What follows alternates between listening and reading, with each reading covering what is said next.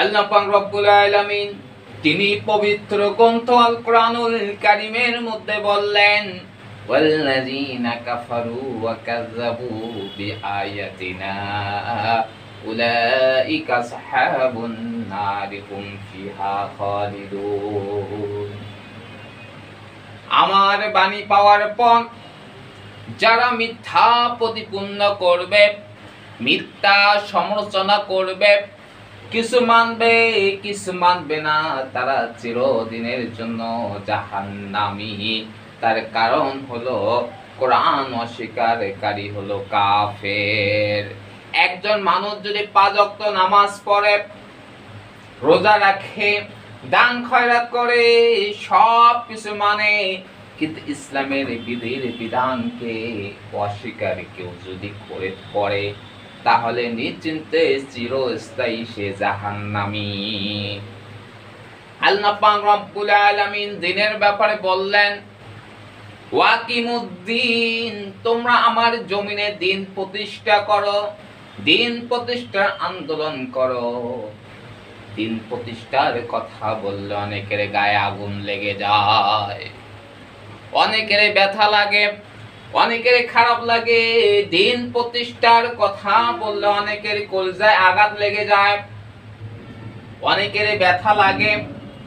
এই দ্বীন প্রতিষ্ঠার ব্যাপারে আল্লাহ পাক রব্বুল আলামিন যেমন বলছেন, ওয়াকিমুস সালাত, সালাত তোমরা কায়েম করো।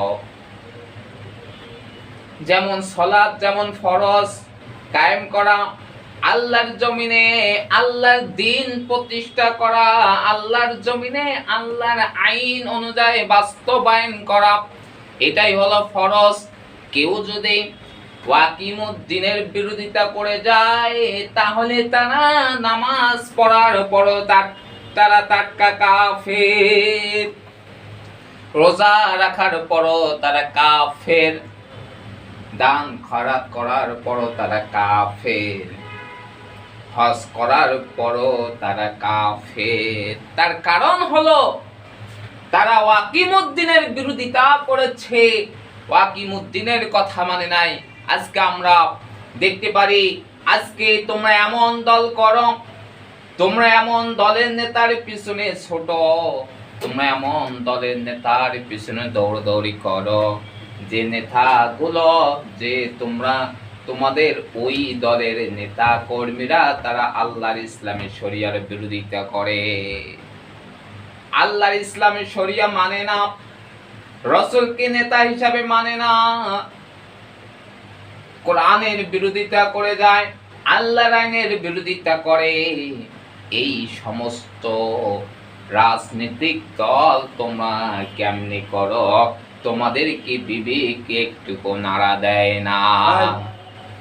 তার কারণ হলো আল্লাহ পাক রব্বুল আলামিন তার পবিত্র গ্রন্থ আল কোরআনুল কারীমের মধ্যে বলছেন, যালিকাল কিতাবু লা রাইবা ফিহি, এই সেই কিতাব, তাতে কোনো সন্দেহ নাই।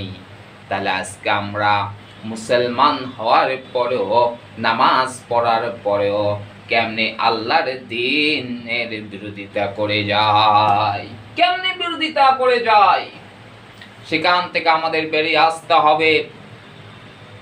আমাদেরকে আল্লাহর দ্বীনের জন্য মজবুত থাকতে হবে। সবচাইতে ইসলামের সবচাইতে বড় যারা ক্ষতি করেছে আর কেউ নয়, এই নামধারী কিছু মুসলমানরা আজকে আল্লাহর জমিনের দ্বীনের বিরোধিতা করে যায়।